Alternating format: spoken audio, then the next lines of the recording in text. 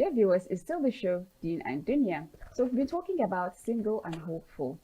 Um, you know, these days people are not even aware, leave even knowing themselves. They don't know. There's no self-awareness most of the time, and they don't even know what to look out for in a potential spouse. Maybe if you've gotten, sometimes some people might be good. They'll say, this is a good person. Why not marry him and all that? But maybe you do not have what they want, or they do not have what you want. So it's like, okay, just jump into it. So what are the things that you're supposed to look out for even before saying yes to anybody? Of course, because from our own Islamic tradition, we already know the priorities that the Prophet ﷺ told us that we should choose, deen, character.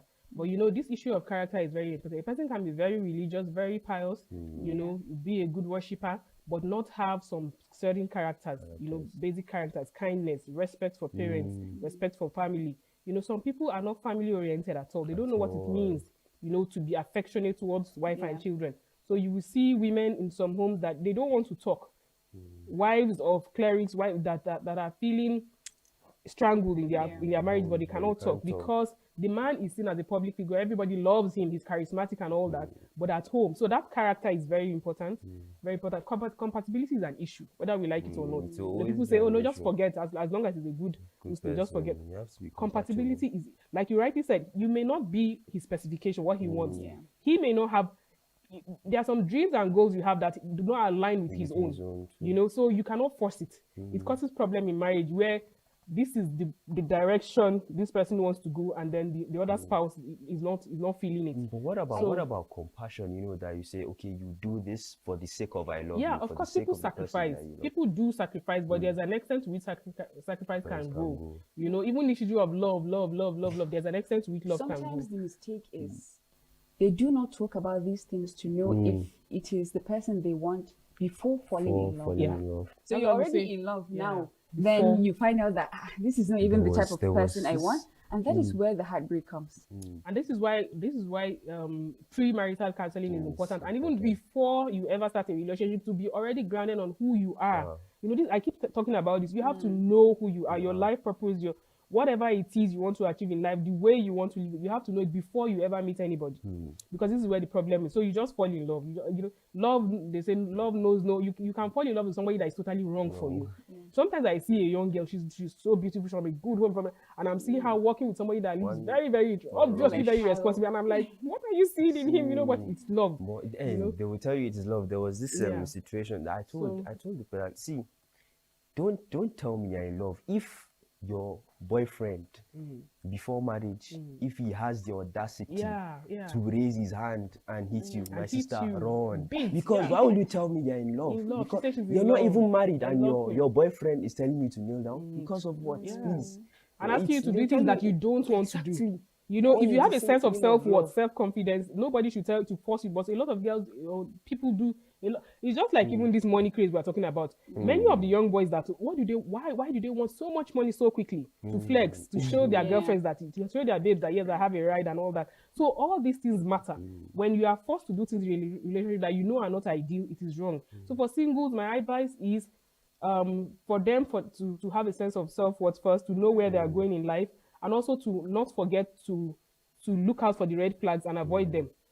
Many married people saw a lot of red flags before marriage, and they still went into it because of love. They were blindfolded by so many other issues. Another important thing is, especially now, for example, you're a girl and you're maybe approaching 30 or something like that, or maybe you're grown, to a certain extent. You're a graduate already. More than maybe what the society wants you to be. So they'll be like, she's not married because she's possessed. Nah. Maybe Jinul Ashik or something like that. Spiritual problems. They should bring up some you don't even issues have that about problem it. at all. And you see that some people might even go to an extent of falling into shirk. They take you to Allah. The mothers. The mothers go to, and that's not the solution, because I know somebody very close to me who actually, even before the marriage, they had gone to to consult a diviner and all that, and he said that no, this is the person she's supposed to marry. This person. And at the end of the day, that marriage was very terrible. Very, very Maybe terrible. I'm like, so Allah he has didn't see. destined that maybe she's going to get married at a certain If age. she had been So why patient. would you tell her that she's possessed? Yeah. And now you've put something in her psychologically that okay, I have problems. Anytime Yeah, have a something comes problem. up, her mind And when goes you back to think that you have a problem. problem, you will have it. So that's the we need to remove all these things from our But mind. also tell guys that look, some guys are like, because of that low self-esteem, low self-worth, the moment a pretty lady she'll actually show interest, that she actually likes him too, that man, he holds on and he starts to simp. He's like he's always at her beck and call. Anything, see, I'm your slave and all that. And I tell guys that, see, there are fine women everywhere. Look, no matter what you do, it's like you say you're driving a Benz in Abuja. You will buy this Benz today, and tomorrow you will see another one that's better than yours. So it's not. Don't bank all your hope on no, she's too fine, I can't let her go. So definitely there are you will not get exactly what you what are the other things that will keep that love standing, or that will keep that marriage standing. So being single, it's not. Don't just look at the beauty is very important, but then you shouldn't focus only on that. Exactly. Character matters. It's equally very important, but the fact that people will pinpoint all their energy at that. She's fine. Beauty, I cannot. I can't. And then jealousy will now set in. Oh my God, jealousy. She cannot talk to another man. Possessiveness. Yeah. So there is this person that actually they went into a new apartment with her parents, and so they gave her one tiny room in the house. And the reason was, she's not going to stay long in the house again. So that means simply because one day you're going to get married, so you shouldn't be comfortable in your house. So people actually complain that. So she will feel rejected. Rejected already from the family. They will see disrespect from their siblings, and the parents would not caution them simply because you don't want to get married. And so their houses now their homes become like prison for them. So anybody that comes, So anybody that comes there. So this is the role of the family too. The family have to provide support to singles. And when I'm talking about singles, it's not even just those that have not yet married. Those that married and for circumstances beyond their control, divorce, widowhood, they came back to being single again. Some too, you will go back to your parents' house and you will not be comfortable. There is people will rain you, a lot of things. Anything you do, they'll be like, that man, that was why she couldn't be in her husband's house, and you have to be working on eggshells because you cannot be free.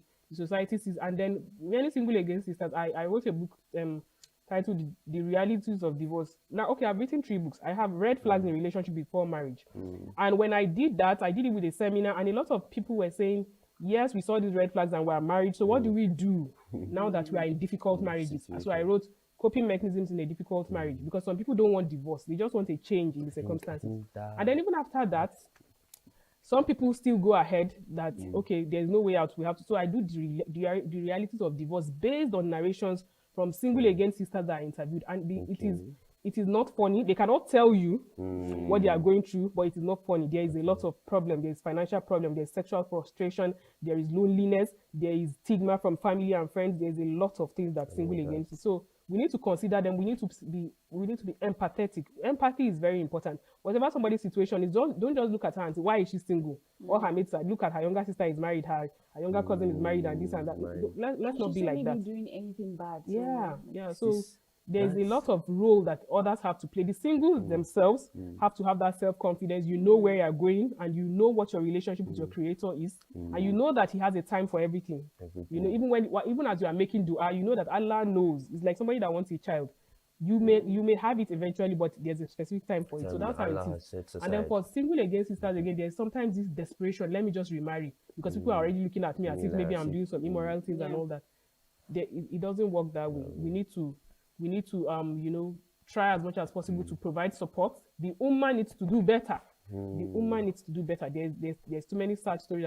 And then we want people to share stories of happy marriages. Singledom, how you transited from singledom to marriage and all that. We need to hear. We need to hear those so that we can look forward to. So that the people in marriage don't feel frustrated, and then the people that are coming in don't feel scared of going into marriage. Exactly. You see, husband materials like us now, don't worry, we are not sure where to look. And there's a list waiting.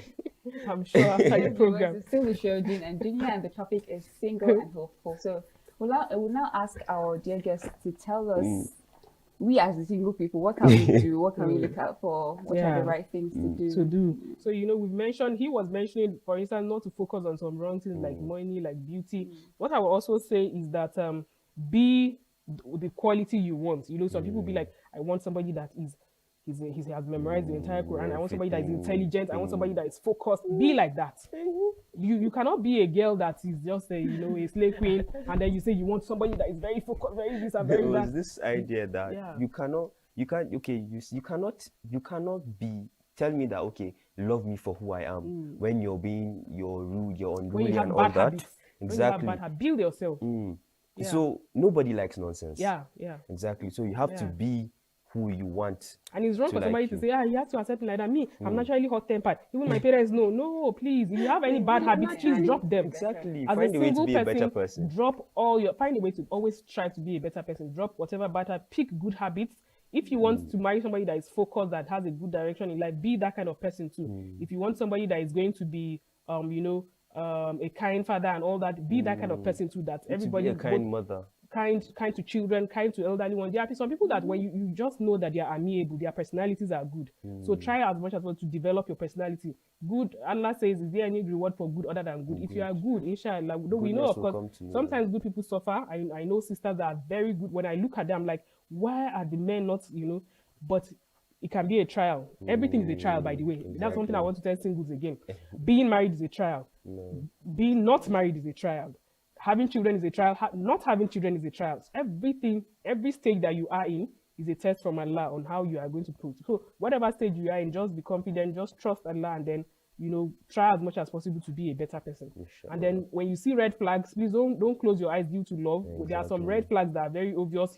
He's hot-tempered. He doesn't respect family.